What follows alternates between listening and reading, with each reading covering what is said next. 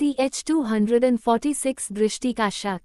थोड़ी देर बाद देव की रोने की आवाज आई, शायद वह नींद से जाग गया था। दृष्टि भागती हुई कमरे में गई और उसने पालने में से देव को उठा लिया और अपने सीने से लगाकर चुप कराने लगी। तभी दृष्टि ने दिव्यांश को आवाज लगाकर कहा, अंडस को, रघु जरा बच्चे के लिए दूध बना दो। दिव्यांश खुश हो गया, क्योंकि ये काम तो दिव्यांश को अच्छे से आता था। दिव्यांश ने बड़े मन से ये काम किया। उसने अपने बच्चे के लिए दूध को गर्म किया, उसमें चीनी डाली, फिर उसका तासीर ठीक किया और बोतल में डालकर दृष्टि के पास ले आया। अब आगे। दृष्टि ने दिव्यांश के हाथ से बोतल ले ली और इसी बीच दृष्टि का हाथ दिव्यांश से टच हो गया और दृष्टि के शरीर में एक झंझनाहट पैदा हुई। दृष्टि ने बोतल की निप्पल देव के मुंह में लगा दी और देव दूध पीने लगा, लेकिन दृष्टि वो चोर नजरों से दिव्यांश को देखने लगी। दृष्टि को अब तक महसूस नहीं हुआ कि यह रघु नहीं दिव्यांश है, लेकिन जैसे ही दिव्यांश ने हल्का सा दृष्टि को हाथ लगाया, दृष्टि को उस टच में अपनापन महसूस हुआ। दृष्टि ऊपर से लेकर नीचे तक चोर नजरों से दिव्यांश को देखने लगी और फिर मन ही मान बोली, अंडस को, क्या ये मिस्टर रघुवंशी हो सकते हैं? क्या ये मुझे मनाने आए हैं? क्या मिस्टर रघुवंशी को पता चल गया कि मैं यहाँ हूँ? क्या ये सच में मिस्टर रघुवंशी हो सकते हैं? नहीं नहीं, यह मिस्टर रघुवंशी कैसे हो सकते हैं? मिस्टर रघुवंशी में तो दुनिया भर का एटीट्यूड है, भला वह क्यों मेरे घर आकर मेरे किचन में काम करेंगे? अगले ही पल दृष्टि ने खुद से कहा, अंडस को, लेकिन इनका टच तो बिल्कुल मिस्टर रघुवंशी जैसा था। इनकी आवाज भी कुछ कुछ मिस्टर रघुवंशी से मिलती है। यह मिस्टर रघुवंशी हो सकते हैं क्या?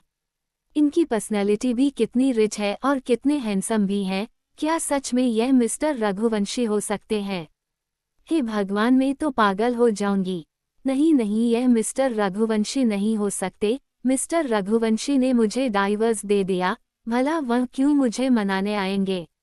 उन्होंने तो मेरे बच्चे को गाली दे दी। यह मिस्टर रघुवंशी नहीं है, शायद मेरा वहम है, और वैसे भी इसे तो शौर्य भैया ने भेजा है। अगर मिस्टर रघुवंशी अमेरिका में होते तो शौर्य भैया को जरूर पता होता, यह मिस्टर रघुवंशी नहीं है। वही दिव्यांश दृष्टि की चोर नजरों को देखकर भाप गया कि उसे दिव्यांश पर शक हो गया है। दिव्यांश ने मन ही मन कहा, अंडस को, हाँ मेरी शिकंजी, मैं ही मिस्टर रघुवंशी हूँ, तुम्हें मनाने आया हूँ। जानता हूँ तुम्हें यकीन नहीं होगा, लेकिन यही सच है। मैं रोज रोज इतना काम नहीं कर सकता। शिकंजी मान जाना प्लीज, जल्दी मान जाना, वरना मैं तो काम करता करता मर ही जाऊंगा। दिव्यांश ने टाइम देखा तो शाम के 5 o'clock बज गए थे। दिव्यांश समझ गया कि अब शौर्य के आने का टाइम हो गया है।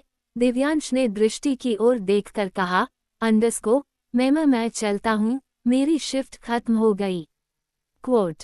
दृष्टि ने अब भी दिव्यांश की आंखों में नहीं देखा और गर्दन झुकाकर ही हाँ में गर्दन हिला दी और दिव्यांश वहां से चला गया।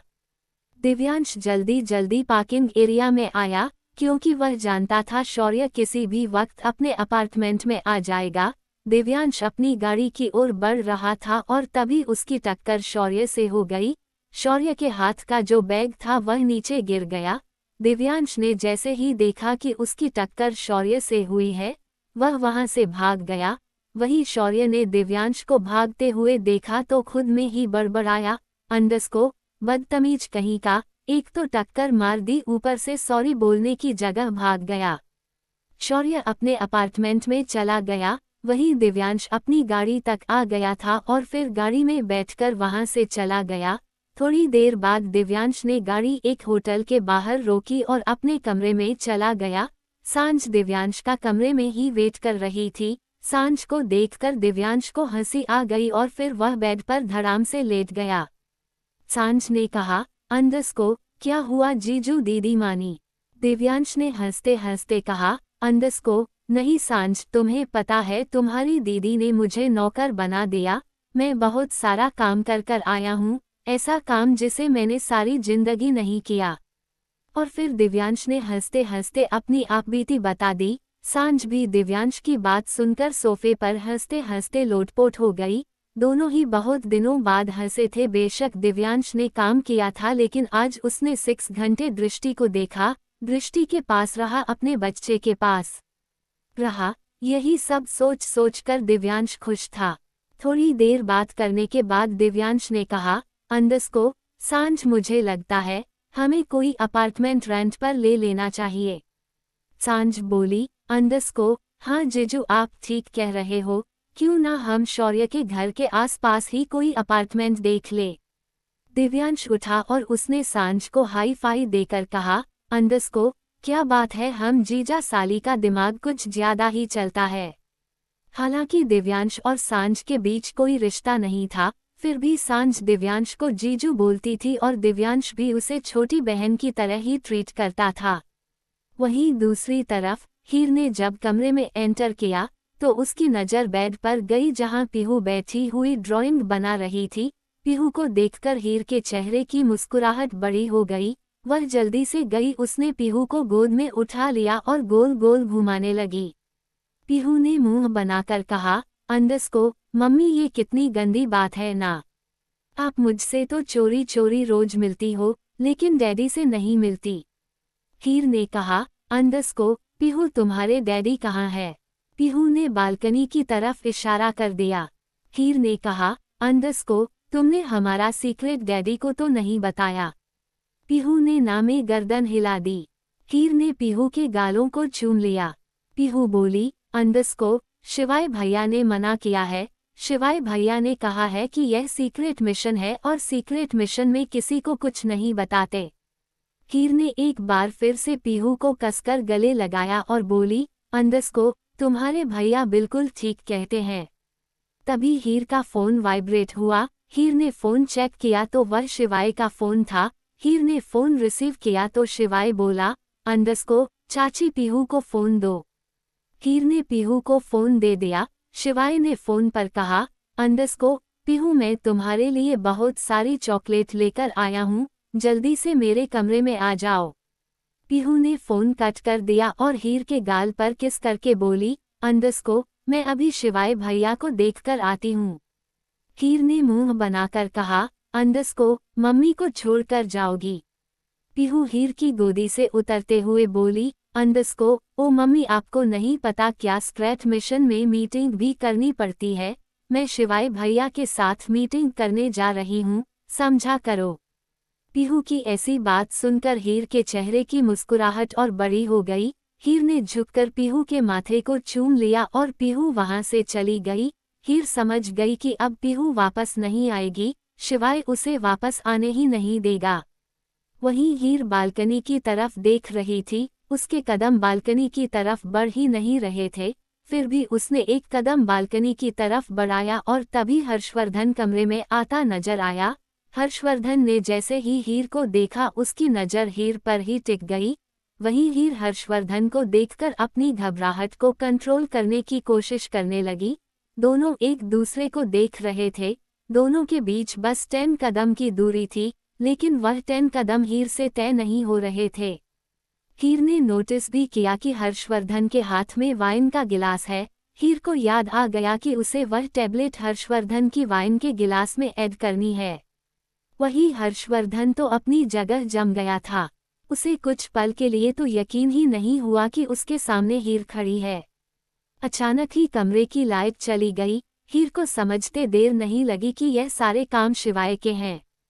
शिवाय ने जो वादा अपनी चाची से किया था, उसे वह बखूबी निभा रहा था। हर्षवर्धन और हीर के कमरे में अंधेरा हो गया था। चांद की कुछ रोशनी उस कमरे में पड़ रही थी। दोनों अब भी एक दूसरे के सामने खड़े थे और दोनों ही रिएक्ट नहीं कर रहे थे।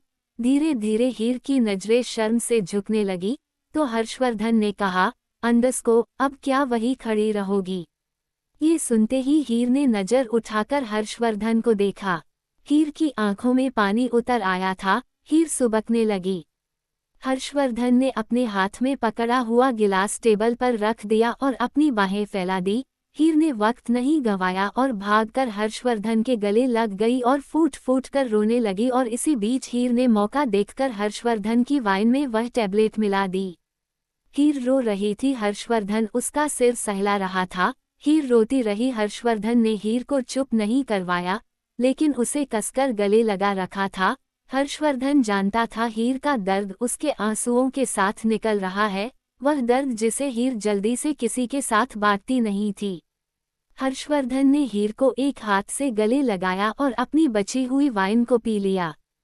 थोड़ी ही देर में हर्षवर्धन को नशा होने लगा। हीर ने अब भी अपना सिर हर्षवर्धन के सीने पर रखा हुआ था। हीर ने सुबकते हुए कहा, अंडस को माफ कर दो पीहू के डैडी। हर्षवर्धन ने अपनी बाहें कसते हुए कहा, अंडस को, पीहू की मम्मी, माफी मांगने की जरूरत नहीं है। तुमने ऐसा कुछ नहीं किया कि तुम्हें मुझसे माफी मांगनी पड़े। इनफैक्ट तुम्हें देखकर तो मैं खुश हो गया, देर से ही सही लेकिन तुम मेरे पास आ गई। मुझे कुछ और नहीं चाहिए, कुछ भी नहीं।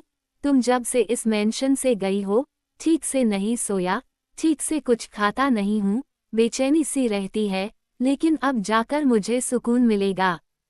थोड़ी देर दोनों एक दूसरे के ऐसे ही गले लग रहे। उसके बाद हर्षवर्धन ने हीर को गोद में उठा लिया। हीर ने भी अपनी बाहें हर्षवर्धन की गले में लपेट दी। हर्षवर्धन हीर को लेकर बेड पर आ गया। हर्षवर्धन हीर के बिल्कुल ऊपर झुका हुआ था। दोनों ही एक दूसरे की आंखों में देख रहे थे। हीर की आंखों में अब भी नमी थी, वही हर्षवर्धन के चेहरे पर एक सुकून की मुस्कुराहट। धीरे धीरे हर्षवर्धन हीर की तरफ झुकने लगा और हीर ने अपनी आंखें बंद कर ली। देखते ही देखते हर्षवर्धन हीर को अपना प्यार महसूस कराने लगा। हीर भी हर्षवर्धन के प्यार में खोने लगी। थोड़ी देर बाद दोनों ही एक दूसरे में पूरी तरीके से खो चुके थे। फर्श पर पड़े कपड़े दोनों के प्यार की गवाही दे रहे थे। खिड़की से आती चांद की रोशनी दोनों के प्यार की बलाई ले रही थी। दोनों ही 6 महीने बाद करीब आए थे। दोनों ने ही एक लंबा इंतजार किया था।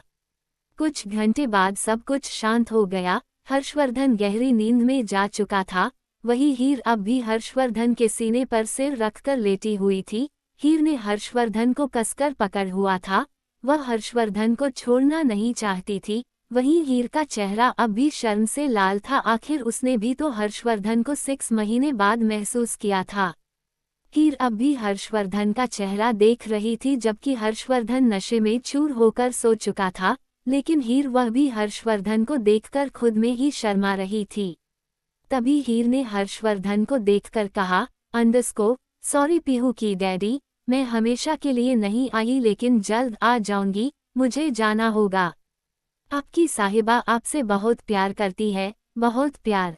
सच में प्यार का असली मतलब तो मुझे आपने ही बताया। आप मेरी जिंदगी में नहीं आते तो मेरी जिंदगी में रंग ही नहीं होता। आप आए तो जिंदगी में रंग आया। आप आए तो जिंदगी में खुशी आई।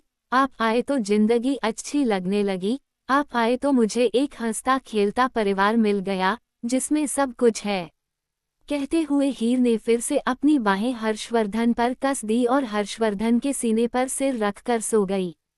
अगली सुबह हर्षवर्धन की आंख खुली। हर्षवर्धन ने खुली आंखों से आवाज लगाई, अंडस को, पीहू की मम्मी एक कप चाय दे दो। लेकिन पलटकर कोई आवाज नहीं आई। हर्षवर्धन ने फिर कहा, अंडस को, साहिबा, एक कप चाय दे दो, सिर दर्द कर रहा है। लेकिन अब भी कोई आवाज नहीं आई। हर्षवर्धन ने अपनी आंखें खोली और उठकर बैठ गया। हर्षवर्धन ने एक अंगड़ाई तोड़ी और कमरे में नजर घुमाई।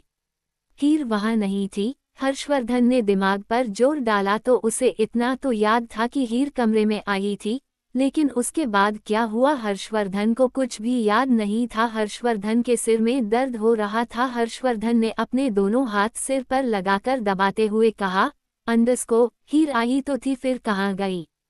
हर्षवर्धन ने कमरे में फिर से नजर घुमाई तो कमरा वैसा का वैसा ही था, जबकि कल रात तो पूरे कमरे में कपड़े फैले हुए थे। हर्षवर्धन ने खुद को देखा तो उसने कपड़े पहने हुए थे। अब हर्षवर्धन को समझ नहीं आ रहा था कि हीर सच में आई थी या उसका वहम था। हर्षवर्धन बहुत देर तक सोचता रहा, शायद उसने सपना देखा था। लेकिन उसका दिल यह बात मानने के लिए तैयार ही नहीं था कि उसने सपना देखा था। उसे अच्छे से याद था कि जब वह बालकनी से कमरे में आ रहा था तो हीर ने उसे गले लगाया था। CH 247 आर्या मैंशन में हर्षवर्धन ने कमरे में फिर से नजर घुमाई तो कमरा वैसा का वैसा ही था, जबकि कल रात तो पूरे कमरे में कपड़े फैले हुए थे। हर्षवर्धन ने खुद को देखा तो उसने कपड़े पहने हुए थे। अब हर्षवर्धन को समझ नहीं आ रहा था कि हीर सच में आई थी या उसका वहम था।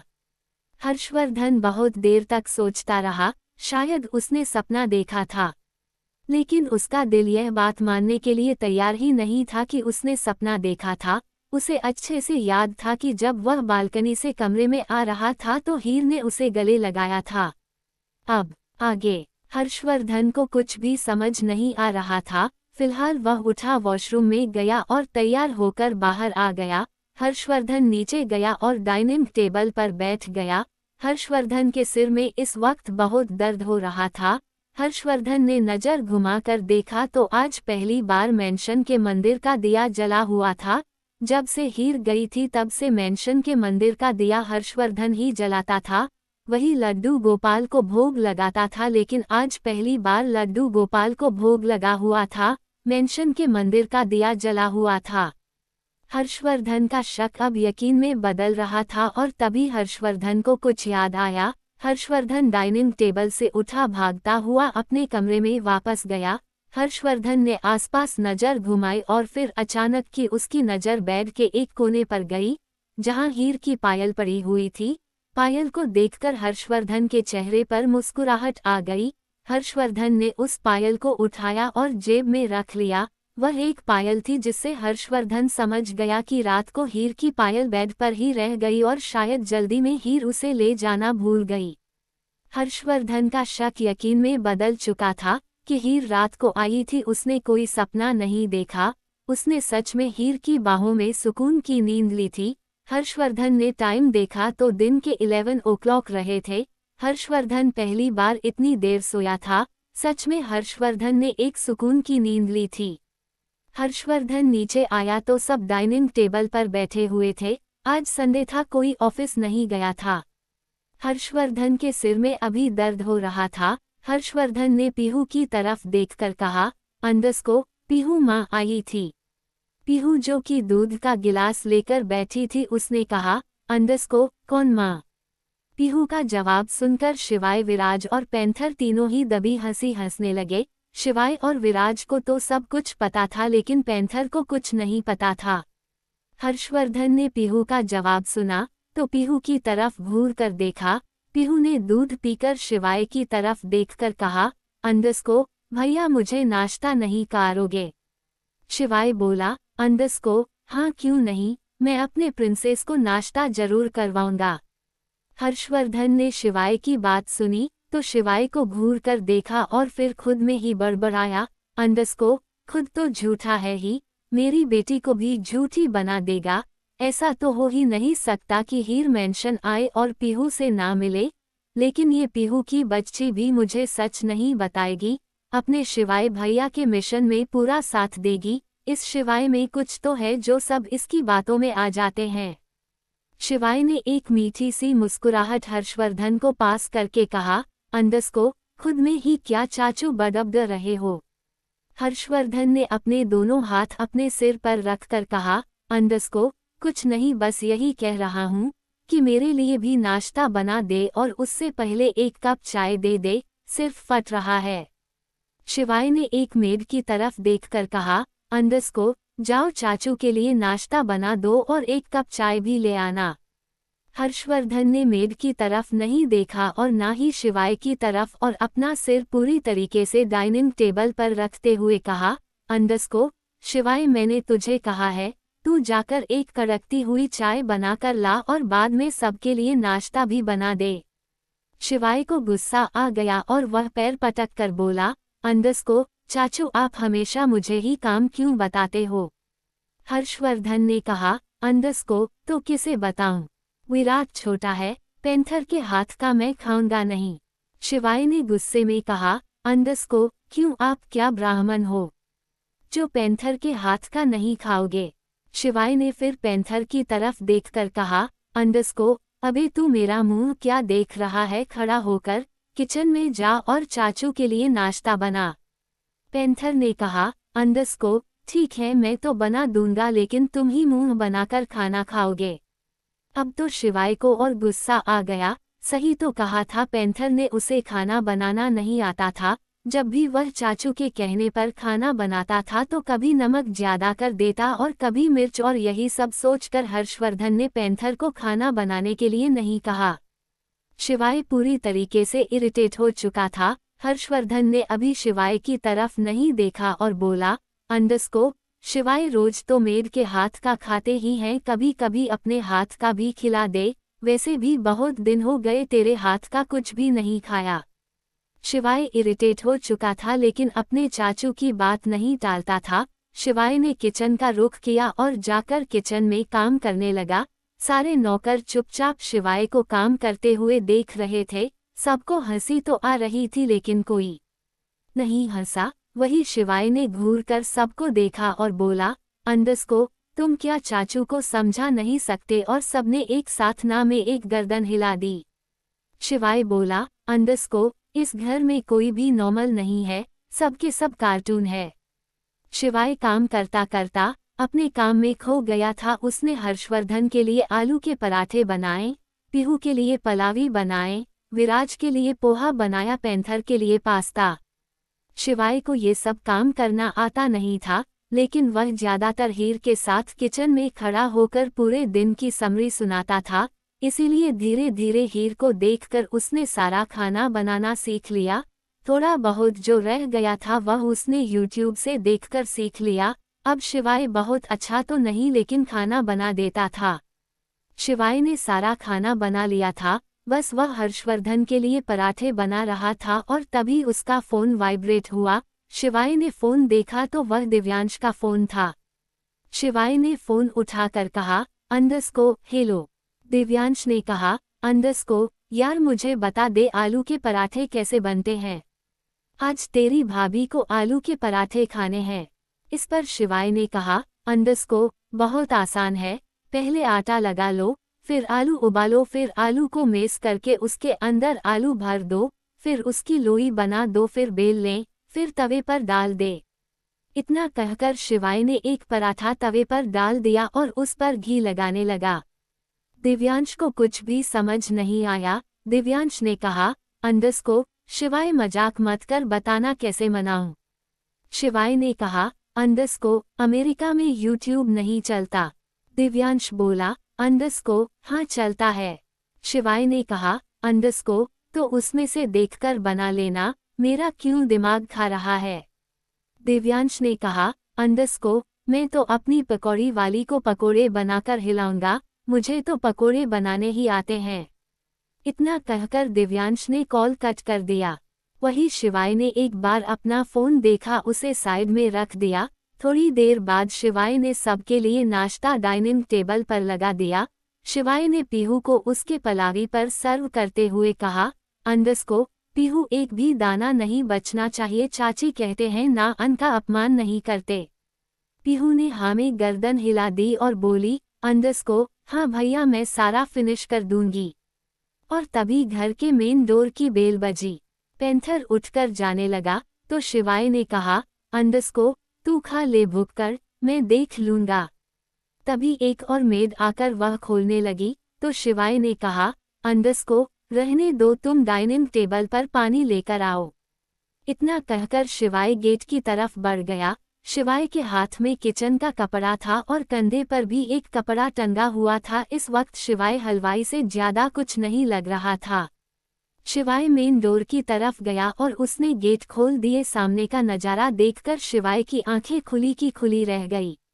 सामने आर्या खड़ी थी। आर्या इस वक्त बहुत खूबसूरत लग रही थी। आर्या ने सिंपल सी पिंक कलर की कुर्ती जो उसकी थाई तक थी और ब्लू कलर की जीन्स पहनी हुई थी।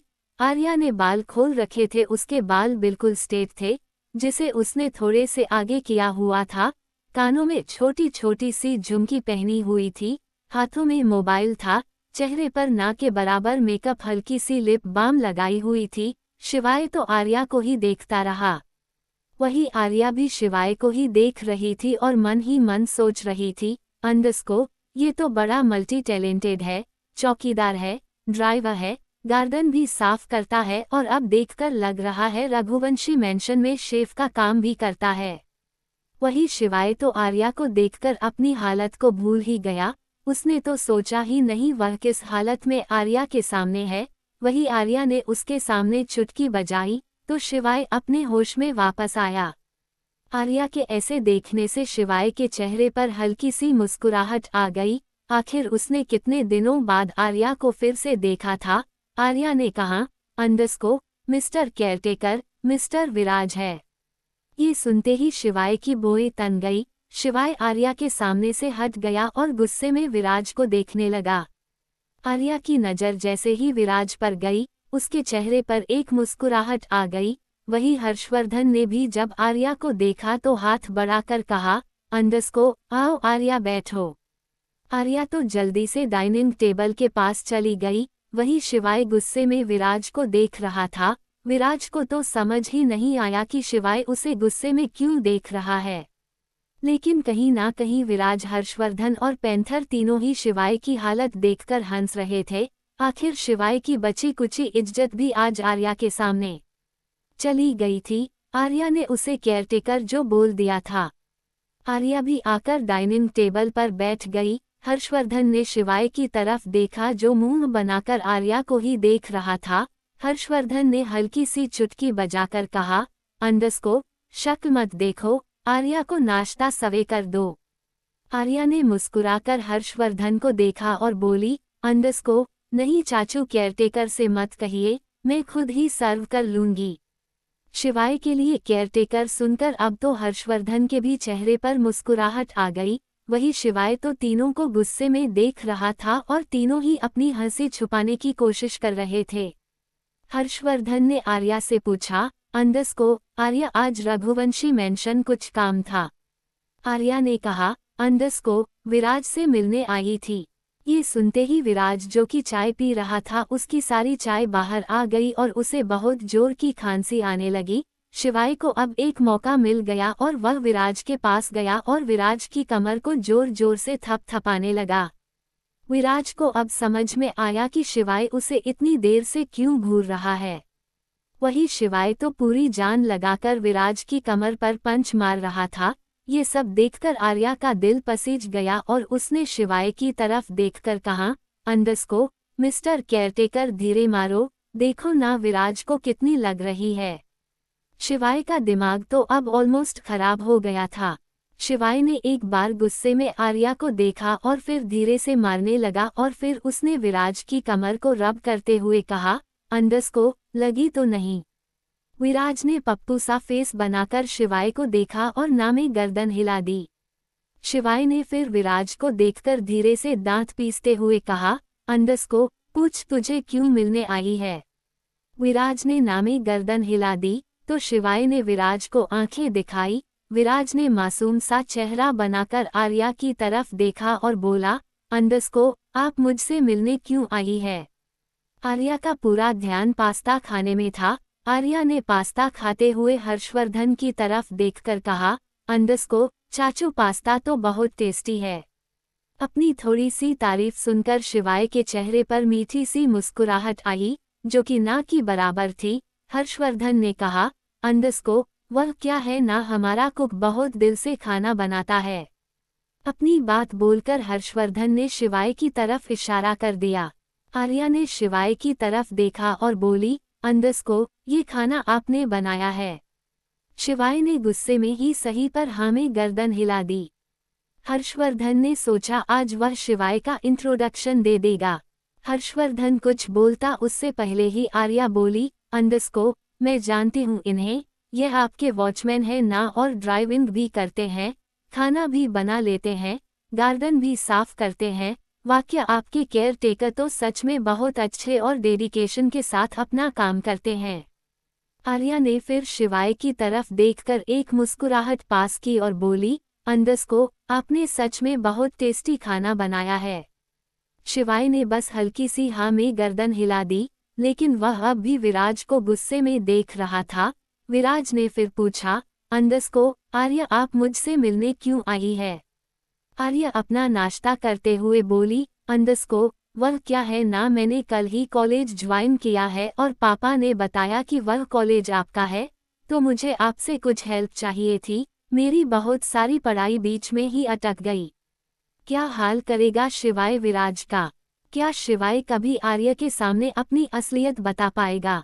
क्या आर्य को कभी याद आएगा शिवाय का प्यार?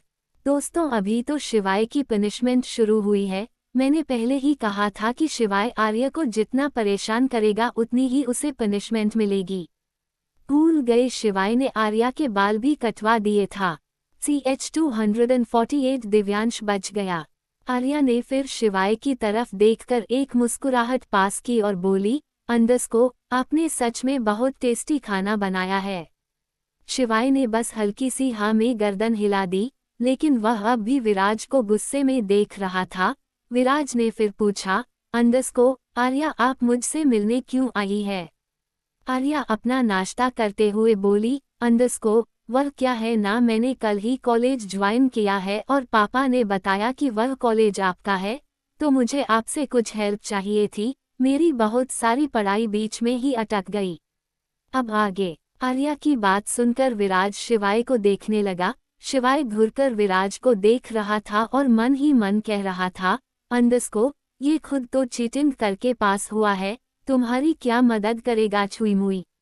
विराज ने अपना सलाइवा गटकते हुए कहा, अंडरस्को, मैं तो कॉमर्स साइड से हूँ, मैं आपकी क्या हेल्प कर सकता हूँ? आर्या झट से बोली, अंडरस्को, हाँ तो मैं भी तो कॉमर्स साइड से हूँ, आप ही मेरी हेल्प कर सकते हैं, है ना चाचू? इतना कहकर आर्या ने हर्षवर्धन की तरफ देखा। हर्षवर्धन एक बार शिवाय को देखा जो गुस्से में लाल हो चुका था और एक बार आर्या को और फिर बड़े प्यार से बोला, अंडरस्को, हाँ क्यों नहीं, विराज तुम्हारी पढ़ाई में हेल्प कर देगा।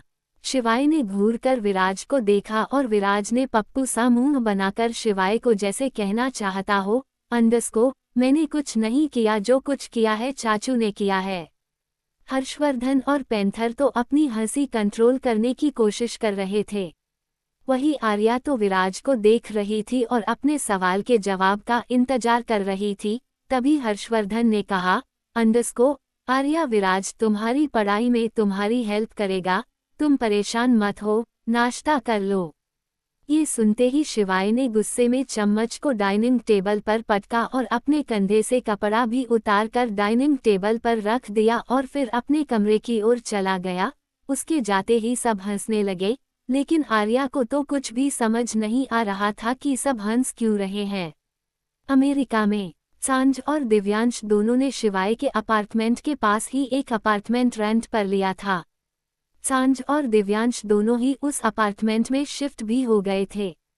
आज दिव्यांश किचन में खाना बनाने की प्रैक्टिस कर रहा था। वैसे तो उसने काफी हद तक खाना बनाना सीख लिया था, फिर भी वह अपने अपार्टमेंट में आकर दोबारा खाना बनाता था ताकि वह अच्छे से खाना बनाना सीख जाए। वही सांझ का आज ऑफिस का पहला दिन था। सांझ अपने कमरे में तैयार हो रही थी, बार बार ड्रेस बदल कर देख रही थी। उसे जॉब की कोई परवाह नहीं थी, वह तो बस शौर्य के करीब रहना चाहती थी और इसीलिए अच्छे से तैयार होकर ऑफिस जाना चाहती थी। दिव्यांश ने अपनी अप्रोच लगवाकर शौर्य की कंपनी में शौर्य के फ्लो पर ही जॉब दिलवा दी थी, वरना सांझ की क्वालिफिकेशन इतनी नहीं थी कि वह अमेरिका जैसे स्टेट में आईटी कंपनी में जॉब कर सके और ना ही सांझ को वहां जॉब करनी थी।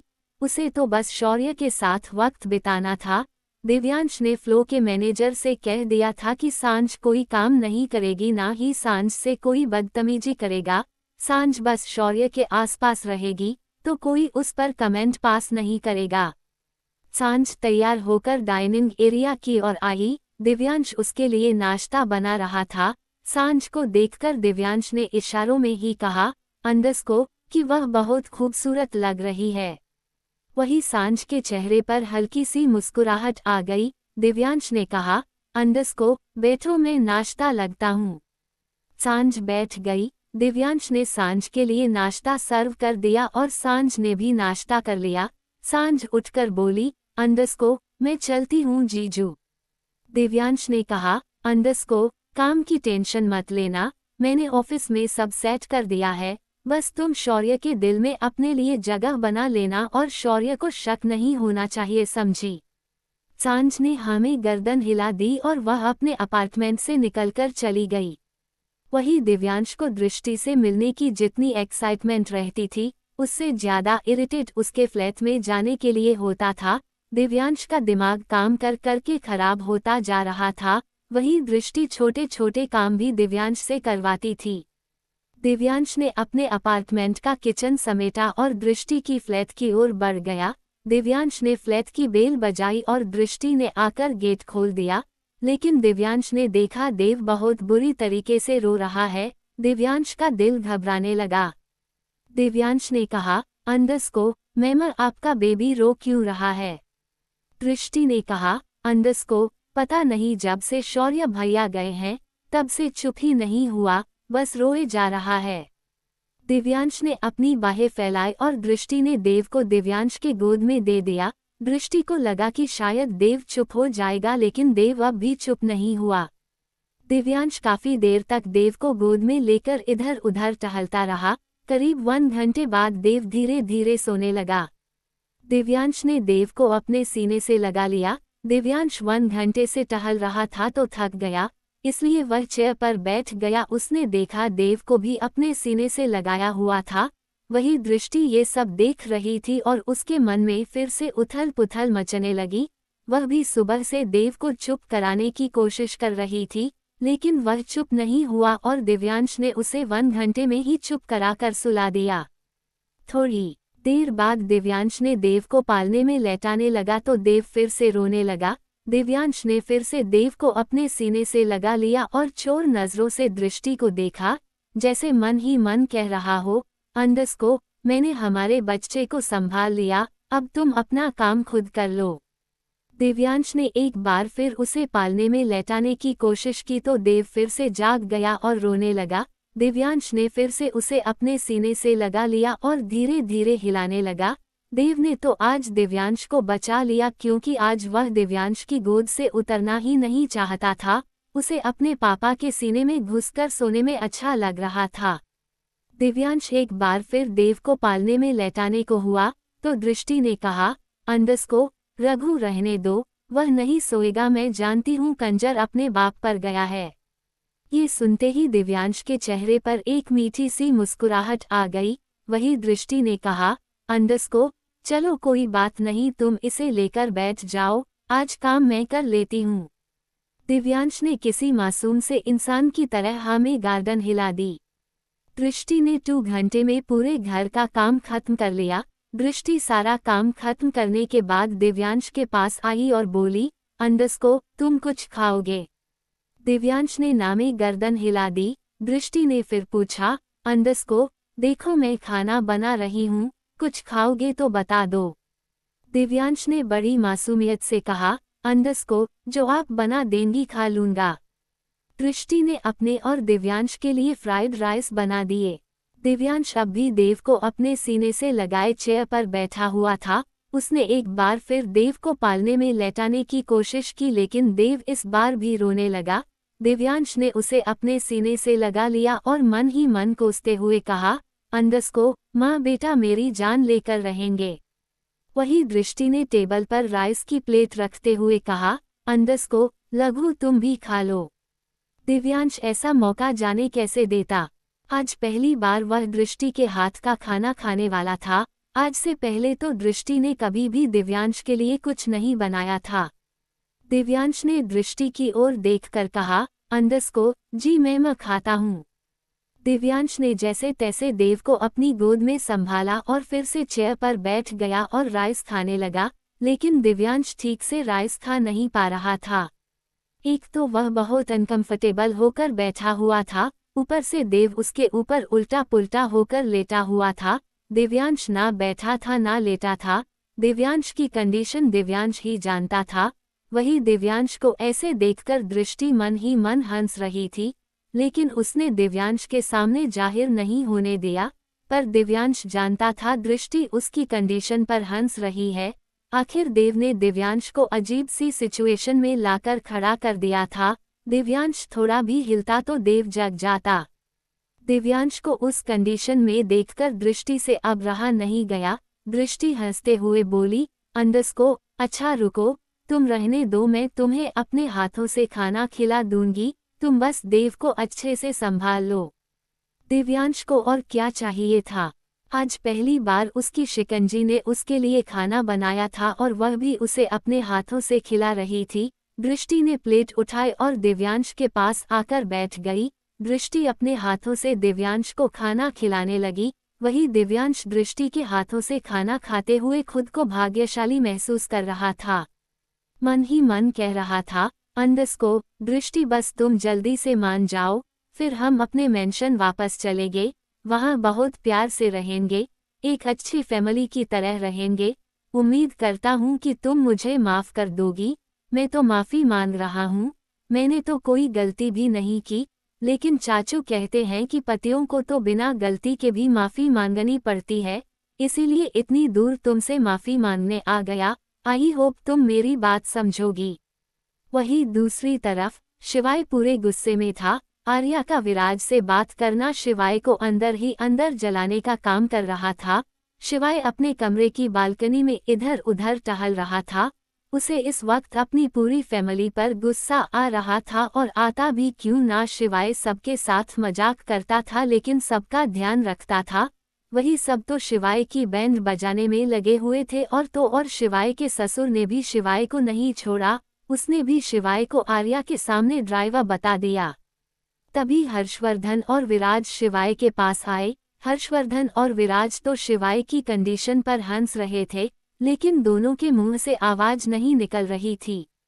तभी हर्षवर्धन ने शिवाय को आवाज लगाई, अंडरस्को। शिवाय आर्या चली गई। शिवाय ने पलटकर नहीं देखा और अपने गुस्से को कंट्रोल करते हुए कहा, अंडरस्को तो मैं क्या करूं। हर्षवर्धन ने कहा, अंडरस्को अब इतना गुस्सा होने वाली क्या बात है। उसे थोड़ी ना पता है वह तेरी पत्नी है। विराज तुझसे ज्यादा हैंडसम है, तुझसे ज्यादा स्मार्ट है, इसीलिए वह थोड़ा सा विराज की तरफ झुक रही है और विराज आर्या हम उम्र भी तो है। शिवाय को गुस्सा आ गया और वह पलटकर हर्षवर्धन और विराज को देखने लगा। विराज तो झट से हर्षवर्धन के पीछे चला गया। शिवाय ने कहा, अंडरस्को कौन सा हम उम्र। मैं आर्या से 6 साल बड़ा हूँ और यह 5 साल बड़ा और आप कह रहे हैं ये हम उम्र है, इसे तो मैं छोड़ूंगा नहीं। शिवाय विराज के पास आया। विराज अब भी हर्षवर्धन के पीछे छुपा हुआ था। शिवाय ने कहा, अंडरस्को क्या पढ़ाया है तूने उसे। विराज ने कहा, अंडरस्को उसे बैलेंस शीट मैच करना सिखाया है।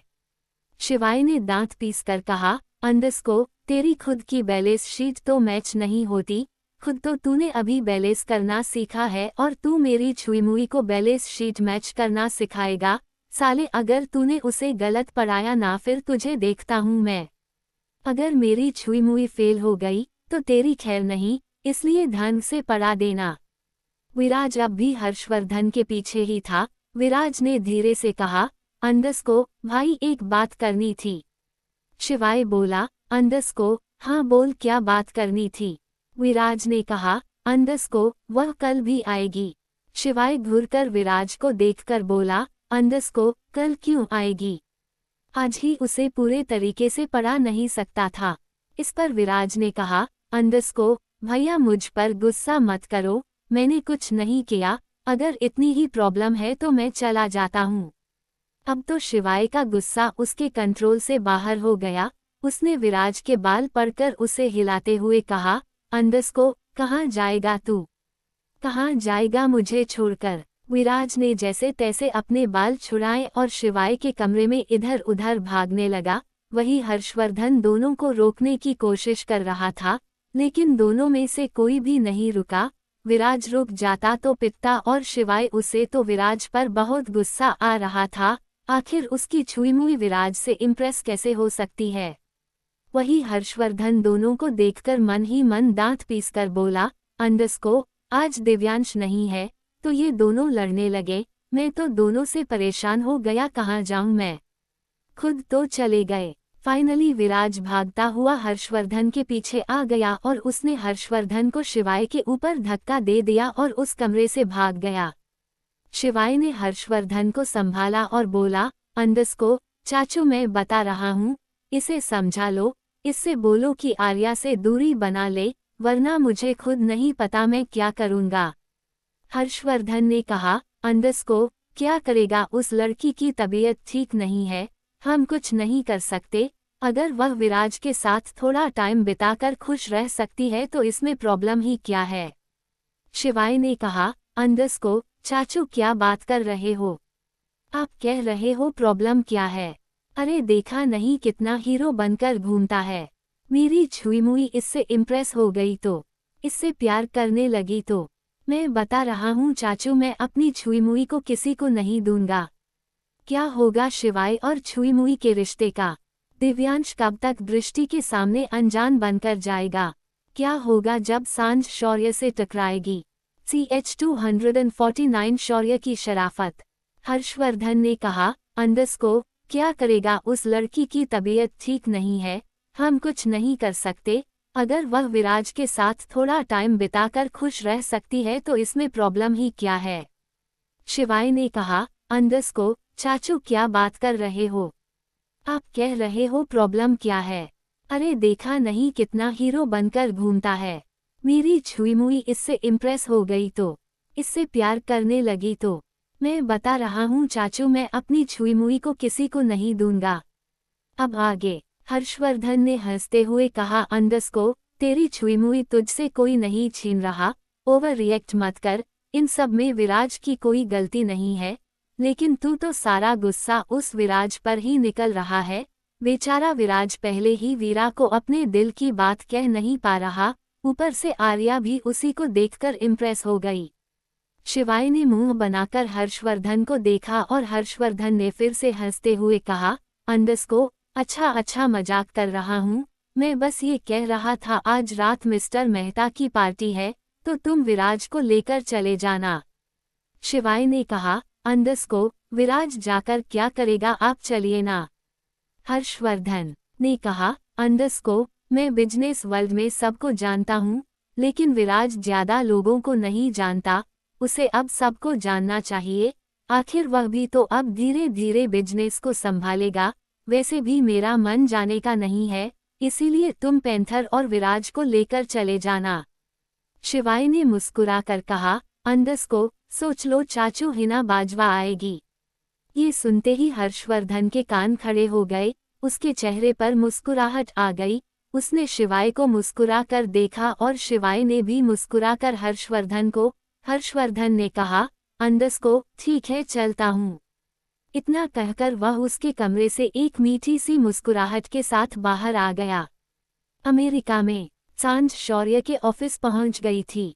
फ्लो का मैनेजर सांझ को रिसीव करने के लिए आया था, जैसे सांझ को एम्प्लॉय नहीं बल्कि उस कंपनी की मालिक हो। आखिर दिव्यांश ने सांझ के लिए सब कुछ सेट जो कर दिया था।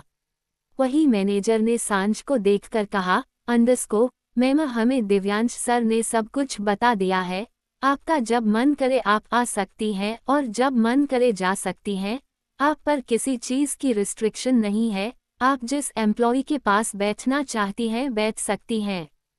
सांझ को बड़ा गर्व महसूस हो रहा था कि दिव्यांश ने उसके लिए इतना कंफर्ट जोन अरेंज कर दिया कि वह आराम से शौर्य को अपने दिल की बात बता सकती है। सांझ ने कहा, अंडरस्कोर, ओके मिस्टर मैनेजर, अब आप जा सकते हैं। मैनेजर जाने लगा तो सांझ ने मैनेजर को रोकते हुए कहा, अंडरस्कोर, मिस्टर मैनेजर एक बात सुनिए। सांझ की आवाज़ सुनकर मैनेजर वापस सांझ के पास आया तो सांझ ने कहा, अंडरस्कोर, प्लीज़ आप मुझे स्पेशल अटेंशन मत दीजिए वरना शौर्य को शक हो जाएगा। मैनेजर ने एक मुस्कुराहट के साथ कहा, अंडरस्कोर, इट्स ओके मैम, आप फिक्र मत कीजिए, शौर्य को कभी भी शक नहीं होगा। मैनेजर ने शौर्य की डेस्क को दिखाते हुए कहा, अंडरस्कोर, वह रही शौर्य की डेस्क, आपका जहां मन करे आप जाकर बैठ जाइए। सांझ ने हमें गर्दन हिला दी और मैनेजर चला गया। सांझ शौर्य की डेस्क के बराबर में रखी हुई डेस्क पर बैठ गई और शौर्य का इंतजार करने लगी। हालांकि सांझ की दिल की धड़कनें डबल स्पीड से भाग रही थी, उसे थोड़ी सी घबराहट भी हो रही थी। वह मन ही मन सोच रही थी कि शौर्य आएगा तो न जाने कितने सवाल पूछेगा और वह उसके क्या जवाब देगी। यही सब सोचते सोचते 1 घंटा बीत गया लेकिन शौर्य नहीं आया। इस 1 घंटे में न जाने कितनी बार सांझ ने गेट की तरफ देख लिया था और फाइनली उसका इंतजार खत्म हुआ। शौर्य ऑफिस में इंटर हुआ। शौर्य ने वाइट कलर की शर्ट और नेवी ब्लू कलर की पैंट पहनी हुई थी। उसके हाथ में एक ऑफिस बैग था। वह आया और सीधा अपने डेस्क पर बैठ गया और काम करने लगा। वही सांझ तो चोर नजरों से शौर्य को देख रही थी, लेकिन शौर्य ने तो सांझ को एक बार भी नहीं देखा। उसने तो नोटिस ही नहीं किया कि उसके बराबर में कोई लड़की बैठी है। धीरे धीरे पूरा दिन बीत गया, लेकिन शौर्य ने सांझ को नहीं देखा। शौर्य ने काम करते करते लंच भी कर लिया, लेकिन सांझ की तरफ एक बार भी नहीं देखा। वही ये सब देखकर सांझ को शौर्य पर गुस्सा आ रहा था। आखिर वह इतने अच्छे से तैयार होकर शौर्य के लिए ही तो आई थी और शौर्य ने सांझ को देखा ही नहीं। शौर्य की आदत ही कुछ ऐसी थी, वह बस अपने काम से काम रखता था। ज्यादा इधर उधर ध्यान रखना उसकी फितरत में नहीं था। इसीलिए सांझ पूरा दिन उसके डेस्क के बराबर वाली चेयर पर बैठी रही, लेकिन शौर्य ने नज़र घुमाकर सांझ को नहीं देखा। थोड़ी देर बाद वर्किंग आवर खत्म हो गए। शौर्य ने अपना बैग उठाया और बिना सांझ की तरफ देखे ऑफिस से चला गया। वही सांझ तो सुलगती हुई आंखों से शौर्य को जाते हुए देख रही थी। सांझ को शौर्य पर बहुत गुस्सा आ रहा था, इतना गुस्सा कि उसने एक शो पीस उठाया और शौर्य की तरफ से मारा, लेकिन शौर्य तब तक जा चुका था। सांझ बुरी तरह इरिटेट हो चुकी थी, पैर पटकती रही और फिर कुछ देर बाद अपना बैग उठाकर वह भी ऑफिस से चली गई। सांझ किलसती हुई ऑफिस से बाहर आई तो उसने शौर्य को देखा जो अपनी बाइक पर बैठकर हेलमेट पहन रहा था। सांझ शौर्य को देखती रही, लेकिन शौर्य ने अब भी सांझ को नहीं देखा। शौर्य ने हेलमेट पहना, अपनी बाइक स्टार्ट की और सांझ के सामने से चला गया। वही सांझ शौर्य को ऐसे देखकर पूरी तरीके से किलस चुकी थी। तभी उसके सामने एक गाड़ी आकर रुकी। सांझ उस गाड़ी में बैठी और चली गई। सांझ जब अपने अपार्टमेंट में आई तो उसका चेहरा पूरे तरीके से मुरझाया हुआ था। उसके चेहरे पर गुस्सा उभरा हुआ था। सांझ ने गुस्से में बैग सोफे पर फेंका और बैठ गई और तभी दिव्यांश उसके सामने पानी का गिलास लेकर आ गया। दिव्यांश ने सांझ को पानी दिया और सांझ ने पानी पी लिया। दिव्यांश सांझ के पास बैठ गया और बोला, अंडस को क्या हुआ, इतनी परेशान क्यों हो? शौर्य से लड़ाई हुई? सांझ ने दिव्यांश को देखकर गुस्से में कहा, अंडस को, जीजू आपका साला एक नंबर का साला है, इतना भी शरीफ नहीं होना चाहिए जितना वह है, उससे मुझे आंख उठाकर देखा ही नहीं। कहते हुए सांझ खड़ी हो गई और गुस्से में इधर उधर चक्कर लगाने लगी। सांझ फिर दिव्यांश के सामने गई और बोली, अंडस को, देखो जीजू, क्या मैं अच्छी नहीं लग रही? क्या मैं सुंदर नहीं हूँ? दिव्यांश ने कहा, अंडस को, नहीं तुम तो अच्छी हो, सुंदर हो, कितनी तो प्यारी हो। सांझ गुस्से में बोली, अंडस को, क्या फायदा इतने प्यारी होने का? क्या फायदा इतना सुंदर लगने का? जब शौर्य ने मुझे देखा ही नहीं, मैं पूरा दिन उसके डेस्क के बराबर वाली कुर्सी पर बैठी रही, लेकिन मजाल उसने गर्दन घुमाकर देखी हो। कैसा लड़का है, उसके आसपास इतनी सुंदर लड़कियां हैं और वह है कि किसी को नहीं देखता। इतना भी क्या शरीफ होना जीजू? कहते हुए सांझ की आंखों में पानी आ गया, क्योंकि वह आज के दिन के लिए बहुत एक्साइटेड थी और वही शौर्य की शराफत ने उसकी एक्साइटमेंट को मार दिया था। सांझ को रोता हुआ देखकर दिव्यांश के चेहरे पर मुस्कुराहट आ गई, क्योंकि दिव्यांश तो आज बहुत खुश था। उसने आज कोई काम नहीं किया, बल्कि अपने बेटे को सीने से लगाए बस बैठा रहा और उसे दृष्टि ने अपने हाथों से खाना खिलाया था। वही दिव्यांश को हंसता हुआ देखकर सांझ का मुंह बन गया। दिव्यांश मुस्कुराकर खड़ा हुआ, उसने सांझ के दोनों हाथों को पकड़ा और उसे सोफे तक लेकर आया। फिर उसे बैठकर बोला, अंडस को, अभी से रोने लगी? अभी तो दिल्ली बहुत दूर है, तुम्हें ये बात तो बोलनी ही नहीं चाहिए कि शौर्य शरीफ है, क्योंकि तुम तो ये बात कॉलेज टाइम से जानती हो। बल्कि तुम्हें तो खुश होना चाहिए कि शौर्य ना जाने कितनी कंट्री में घूमा है, कितने स्टेट घूमा है, लेकिन उसने कभी किसी लड़की को आंख उठाकर नहीं देखा और एक तुम हो जो उसे कोस रही हो। सांझ का मूड अब भी ठीक नहीं हुआ। तभी दिव्यांश सांझ को लेकर बालकनी में आ गया। दोनों बालकनी में खड़े होकर शौर्य का अपार्टमेंट देख रहे थे। शौर्य चेयर पर बैठा हुआ कॉफी पी रहा था और देव भी अपनी चेयर पर बैठा हुआ था। वही दृष्टि बालकनी में खड़ी होकर अपने मोबाइल में कुछ कर रही थी। सांझ ने जब शौर्य को देखा तो देखते ही रही, फिर दिव्यांश को देखकर बोली, अंडस्को, फिर भी जीजू इतना भी क्या शरीफ होना, जरा देखिए तो मैं पूरा दिन बैठी रही, इसने एक बार नजर उठाकर मुझे नहीं देखा, ऐसे तो मैं कभी शौर्य के दिल में अपने लिए जगह नहीं बना पाऊंगी। दिव्यांश ने कहा, अंडस्को, तुम्हें पता है सांझ, जिस दिन शौर्य को पता चला कि तुम उसकी चाशनी हो, उस दिन वह तुम्हें प्रपोज कर देगा। सांझ ने कहा, अंडस्को, आप इतनी यकीन से कैसे कह सकते हैं कि वो मेरा ही वेट कर रहा है, हो सकता है कोई और हो। दिव्यांश ने कहा, अंडस्को, मैं जानता हूँ शौर्य को शराफत में मास्टर है, वह कहीं ना कहीं तुम्हारा इंतजार कर रहा है। मेरा दिल कहता है कि वह जिस चाशनी का इंतजार कर रहा है वो तुम ही हो, इसीलिए किसी को नजर उठाकर नहीं देखता। तुम एक काम करो, उसे बता दो कि तुम उसकी चाशनी हो। ये सुनते ही सांझ के रोंगटे खड़े हो गए। सांझ ने कहा, अंडस्को, नहीं जीजू, मैं नहीं बता पाऊंगी और ना ही मुझे बताना है और आप भी नहीं बताएंगे, पहले मुझे कंफर्म करना है कि वो मेरा ही इंतजार कर रहा है या किसी और का। दिव्यांश ने कहा, अंडस्को, अगर नहीं बता सकती तो इतनी जल्दी हार क्यों मान रही हो, शौर्य को पटाना कोई आसान काम नहीं है। अब मैं हार नहीं मानूंगी, शौर्य के दिल में अपने लिए जगह बनाकर रहूंगी, सांझ ने भी एक मुस्कुराहट के साथ कहा। दोनों ही तब तक शौर्य की बालकनी की ओर देखते रहे, जब तक शौर्य और दृष्टि अंदर नहीं चले गए। उनके जाने के बाद सांझ और दिव्यांश भी अपने अपार्टमेंट के कमरे में आ गए।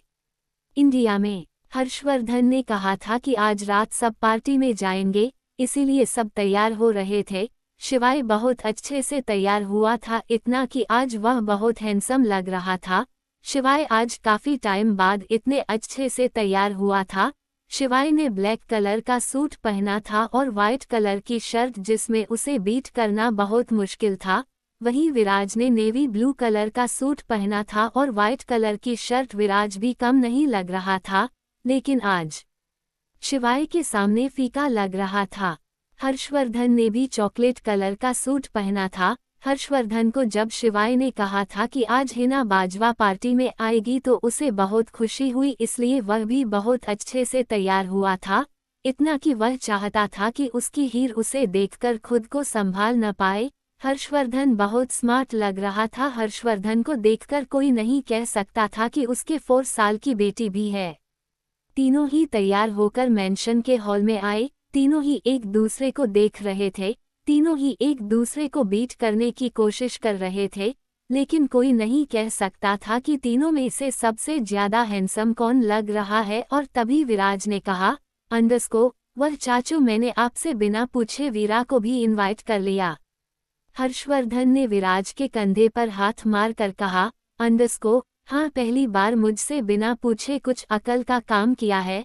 वैसे भी इस घर में किसी की ऐसी नज़र लगी कि एक भी बहू नहीं है, कम से कम होने वाली बहू तो इस घर में होनी चाहिए। ये सुनते ही विराज के आंखों में हल्की सी शर्म आ गई और चेहरे पर मुस्कुराहट। कुछ भी कहो, लेकिन जब वीरा का जिक्र होता था तो विराज अपने में ही खुश हो जाता था। थोड़ी देर बाद पैंथर भी तैयार होकर आ गया और फिर चारों ही पार्टी के लिए बाहर आ गए। विराज गाड़ी में बैठने लगा तो शिवाय ने कहा, अंडस्को, वीरा नहीं आएगी।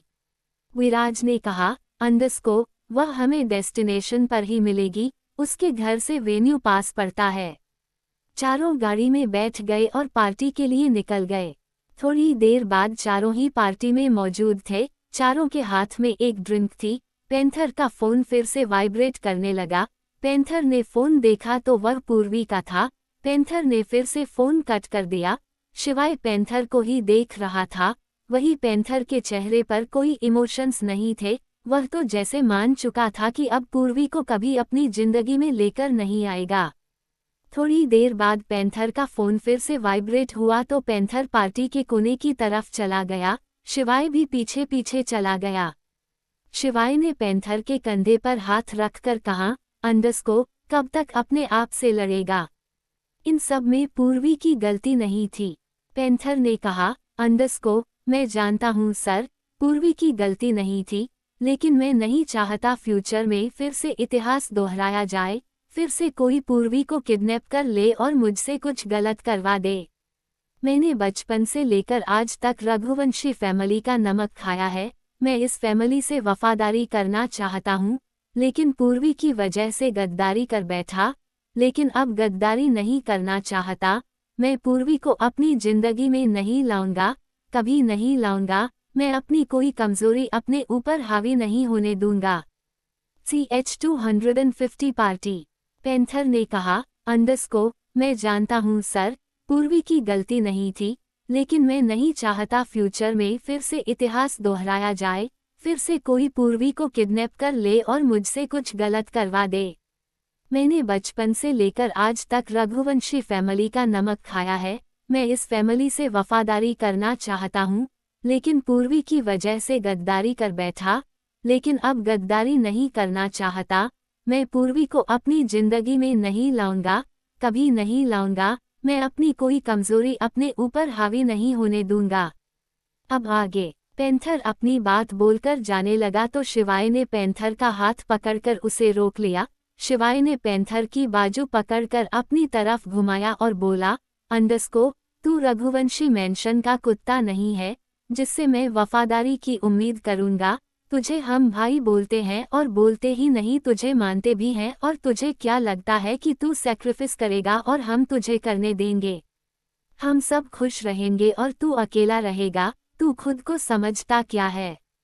पहले तो तू पूर्वी के आगे पीछे घूमता था और अब जब वह लड़की तुझे प्यार करने लगी तो तू खुददारी वफादारी बड़े बड़े शब्दों का इस्तेमाल करके उसे खुद से दूर करने लगा। पैंथर बिना किसी भाव के बोला, सर आप कुछ भी समझिए, लेकिन अब पूर्वी मेरी जिंदगी में नहीं आएगी। शिवाय ने अब गुस्से में कहा, आएगी, मैं लेकर आऊंगा, तेरे साथ शादी भी करवाऊंगा। शिवाय ने पैंथर की और उंगली करते हुए कहा, पैंथर तेरे सिर पर सेहरा मैं ही बांधूंगा, यह मेरा वादा है। इतना कहकर शिवाय वहां से चला गया। वही पैंथर जैसा खड़ा था वैसे ही खड़ा रहा। उसे समझ नहीं आ रहा था कि वह क्या करे, लेकिन कुछ भी था, उसने डिसाइड कर लिया था वह पूर्वी को अपनी जिंदगी में वापस लेकर नहीं आएगा। शिवाय जब पैंथर से बात करके जा रहा था तो एक वेटर से टकरा गया। वेटर के हाथ में जो वाइन के ग्लास थे वह सारे शिवाय के ऊपर गिर गए। वेटर ने घबराते हुए बोला, सॉरी सर, माफ कर दीजिए। शिवाय का दिमाग तो खराब हो रहा था, फिर भी उसने प्यार से कहा, कोई बात नहीं, तुम्हारी गलती नहीं थी, मैं ही ठीक से नहीं चल रहा था। वेटर ने सारे गिलास जो नीचे गिर गए थे उन्हें उठाकर चला गया। वहीं शिवाय खुद को देखने लगा। शिवाय के ऊपर वाइन गिर चुकी थी, उसका कोट और शर्ट दोनों ही गीले हो चुके थे। शिवाय ने अपना कोट उतार दिया और अपने शर्ट के 2 बटन खोल दिए। शिवाय वॉशरूम की तरफ जा ही रहा था कि तभी उसकी नज़र सामने से आ रही आर्या, वरदान और वंशिका पर गई। शिवाय ने आर्या को देखा तो देखता ही रहा, उसकी पलकें झपकना भूल गई। आर्या ने लेमन कलर का फ्रॉक सूट पहना हुआ था, हाथों में मैचिंग चूड़ियां, माथे पर स्टोन की बिंदी, कानों में बड़े बड़े झुमके। आर्या बहुत खूबसूरत लग रही थी, इतना कि पार्टी में बहुत सारे लड़के बस आर्या को ही देख रहे थे। वही आर्या को ऐसे देखकर शिवाय के दिल ने तो जैसे धड़कना ही बंद कर दिया था। शिवाय भूल ही गया कि उसे वॉशरूम जाना है। वही आर्या धीरे धीरे चलती हुई विराज और हर्षवर्धन के पास आ गई। जैसे ही आर्या विराज के पास आई, विराज के दिल की धड़कनें भी रुक गई, क्योंकि शिवाय उसे घूरकर देख रहा था। विराज ने एक बार शिवाय को देखा जो सुलगती हुई आंखों से उसे देख रहा था, और फिर हर्षवर्धन को। हर्षवर्धन के चेहरे पर एक मुस्कुराहट आ गई। विराज ने धीरे से हर्षवर्धन के कान में कहा, चाचू अपने सबसे छोटे भतीजे को आज जी भर कर देख लो, कल तो आपको उसकी लाश उठानी है। मुझे नहीं लगता ये शिवाय नाम का शेर मुझे कल का सवेरा देखने देगा। हर्षवर्धन को विराज की बात सुनकर हंसी आ गई। हर्षवर्धन ने शिवाय को देखा और इशारों में कहा, कि शांत हो जा। शिवाय भी शांत हो गया। वहीं आर्या की नज़र जब शिवाय पर गई तो उसने हर्षवर्धन से कहा, अंडस्को चाचू आप कितने अच्छे हैं ना। पापा ने मुझे बताया कि रघुवंशी फैमिली में नौकरों को भी बहुत इज्जत देते हैं। अब देखना आप अपने केयरटेकर को भी पार्टी में ले आए। ये सुनते ही विराज को हंसी आ रही थी, लेकिन वह हंसा नहीं। वही शिवाय का गुस्सा दुगना हो गया। शिवाय ने फिर हर्षवर्धन को देखकर कहा, अंडस्को मैं अभी आया। शिवाय वहां से वॉशरूम में चला गया। शिवाय वॉशरूम में गया और मिरर के सामने खुद को देखने लगा। इस वक्त शिवाय को बहुत गुस्सा आ रहा था, लेकिन वह कुछ नहीं कर सकता था। वह ऐसा कुछ नहीं कहना चाहता था जिससे आर्या के दिमाग पर जोर पड़े, इसलिए उसने अपना गुस्सा कंट्रोल कर लिया, लेकिन आर्या उससे दूर होती जा रही थी। ये सोच सोचकर शिवाय के मन में उथल पुथल मच रही थी। शिवाय ने अपनी आंखें बंद की। उसे आर्या के साथ बिताए हुए लम्हे याद आने लगे। कुछ सेकंड शिवाय खुद को कंट्रोल करने की कोशिश करता रहा और फिर अपनी आंखें खोलकर मिरर में देखकर खुद से बोला, अंडस्को शिवाय तू हार नहीं मान सकता, तेरी छुई मुई तेरी ही है। वही पार्टी में हर्षवर्धन भी हीर का इंतजार कर रहा था, लेकिन हीर अब तक नहीं आई थी। हर्षवर्धन की नजरें भी गेट पर ही टिकी हुई थी। हर्षवर्धन को पार्टी में आए हुए 1 घंटा हो गया था, लेकिन अब तक हीर का कुछ भी पता नहीं था। और फाइनली थोड़ी देर बाद हीर भी पार्टी में आई। हीर ने वाइन कलर का गाउन पहना था। वह गाउन कहीं से भी चिप नहीं लग रहा था, बल्कि हीर ने बहुत डिसेंट तरीके से अपनी पर्सनैलिटी मेंटेन की थी। उस गाउन में हीर का कोई भी बॉडी पार्ट विजिबल नहीं हो रहा था। हीर को उस गाउन में देखकर हर्षवर्धन के चेहरे पर मीठी सी मुस्कुराहट आ गई। हर्षवर्धन ने मन ही मन खुद से कहा, अंडस्को साहिबा तुम बाहर से कितना भी हिना बाजवा बनने की कोशिश कर लो, लेकिन अंदर से तो मेरी साहिबा ही रहोगी।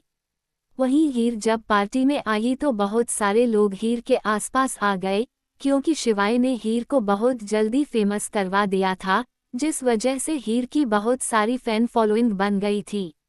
वहीं हीर किसी के साथ फोटो खींचवा रही थी, किसी के साथ हैंडशेक कर रही थी, किसी को मुस्कुराकर जवाब दे रही थी, लेकिन कहीं ना कहीं उसकी नज़रें हर्षवर्धन को ही देख रही थी। वह बार बार किसी को देखती और एक बार हर्षवर्धन को देखती। वहीं हर्षवर्धन हाथ में वाइन का गिलास पकड़े हुए हीर पर ही अपनी नज़र गड़ाए बैठा था। थोड़ी देर बाद पार्टी में सब डांस करने लगे। आर्या ने भी विराज से पूछा तो विराज ने ना में एक गर्दन हिला दी। आर्या ने विराज की बाजू पकड़कर उसे खींचते हुए डांस फ्लो पर ले गई। ये सब देखते हुए शिवाय का खून अंदर ही अंदर सूख रहा था, लेकिन फिलहाल वह कुछ नहीं कर सकता था। वही विराज उसके लिए तो एक तरफ कुआं और एक तरफ खाई थी। ना चाहते हुए भी वह आर्या के साथ डांस करने लगा, लेकिन विराज की नज़र भी गेट पर ही टिकी थी। कितनी देर हो गई थी, लेकिन वीरा अभी तक नहीं आई थी। वह चाहता था कि जल्दी से वीरा आ जाए और वह आर्या के सामने वीरा का इंट्रोडक्शन करवा दे, ताकि आर्या उससे कुछ तो डिस्टेंस मेंटेन करें। वही हीर के पास कोई फेमस बिजनेस टाइकून आया और उसने हीर से डांस के लिए पूछा, लेकिन हीर ने मना कर दिया। थोड़ी देर बाद एक और बिजनेस टाइकून आया। उसने भी हीर के साथ डांस करने की इच्छा जताई, लेकिन हीर ने उसे भी मना कर दिया। हीर तो मन ही मन चाहती थी कि हर्षवर्धन जाकर उसके साथ डांस करें। वही हर्षवर्धन वह तो हीर को सबको मना करते हुए देख रहा था। वही हीर सबको मना करते करते परेशान हो गई थी। उसने हर्षवर्धन की ओर देखा जैसे कहना चाहती हो, अंडस्को कि प्लीज़ आप ही मेरे डांस कर लीजिए, वरना सब मुझे ऐसे ही परेशान करते रहेंगे। हीर को ऐसे देखकर हर्षवर्धन के चेहरे पर फिर से एक मुस्कुराहट आ गई। उसने अपना वाइन का गिलास बार काउंटर पर रखा और हीर के पास गया।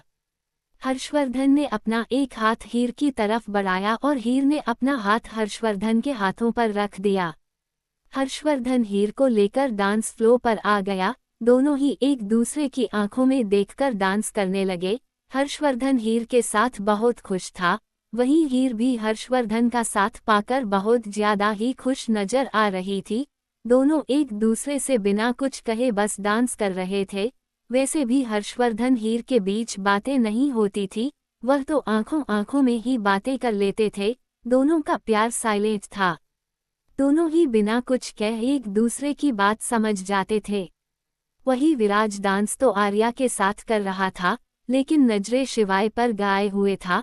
शिवाय भी विराज को देखकर अपनी बाजू फोल्ड कर रहा था और तभी वीरा पार्टी में आई। वीरा को देखकर विराज के चेहरे की मुस्कुराहट बड़ी हो गई। विराज ने आर्या से कहा, अंडस्को, वह मेरी फ्रेंड आ गई। इतना कहकर उसने आर्या को खुद से दूर कर दिया और भागता हुआ वीरा के पास गया। विराज ने वीरा को देखा तो देखता ही रह गया। वीरा ने एक सिंपल सी साड़ी पहनी हुई थी। लाइट पर्पल कलर की साड़ी में वीरा बहुत खूबसूरत लग रही थी। वीरा ने विराज को देखकर पप्पी सा मुंह बनाकर कहा, अंडस्को, विराज, मुझे कुछ समझ नहीं आया, तो मैंने ये सिंपल सी साड़ी पहन ली, ठीक तो लग रही हूं ना? ऐसा तो नहीं कोई कहेगा कि मैं अच्छी नहीं लग रही? विराज तो वीरा को ही देख रहा था। उसने वीरा की कलाई पकड़ी और उसे अंदर की ओर ले जाते हुए कहा, अंडस्को, तुम बहुत खूबसूरत लग रही हो, आओ तुम्हें आर्या से मिलवाता हूँ। मैंने बताया था ना भाभी की तबीयत ठीक नहीं है। वीरा ने हाँ में गर्दन हिला दी। विराज वीरा को लेकर आर्या के पास आ गया। विराज ने आर्या से कहा, अंडस्को, आर्या, इससे मिलो, ये मेरी फ्रेंड वीरा।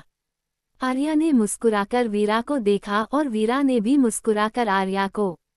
आर्या ने धीरे से विराज के कान में कहा, अंडस्को, फ्रेंड या गर्लफ्रेंड? ये सुनते ही विराज के चेहरे पर मुस्कुराहट आ गई। वही वीरा ने कुछ नहीं सुना। विराज ने भी धीरे से कहा, अंडस्को, गर्लफ्रेंड है नहीं, लेकिन बहुत जल्दी बन जाएगी मेरी बीवी। वीरा ने आंखें फाड़े हुए विराज को देखा कि कितनी कॉन्फिडेंस है। उसने वीरा को अपनी होने वाली पत्नी बता दिया था। वरदान बार काउंटर पर बैठा हुआ ड्रिंक कर रहा था और तभी वंशिका वरदान के पास आई। वंशिका को देखकर वरदान ने अपनी ड्रिंक छुपा ली। वंशिका ने गुस्से में कहा, अंडस्को, राजावत साहब, मैं अंधी नहीं हूँ, मुझे दिखाई देता है ये जो आप मुझसे छुपाने की कोशिश कर रहे हैं, इसका कोई फायदा नहीं। मैं वहाँ खड़ी हुई देख रही हूँ, आप कई ड्रिंक कर चुके हैं। वरदान ने कहा, अंडस्को, इतनी बड़ी पार्टी में तुम्हें देखने के लिए मेरी ड्रिंक ही मिलती है।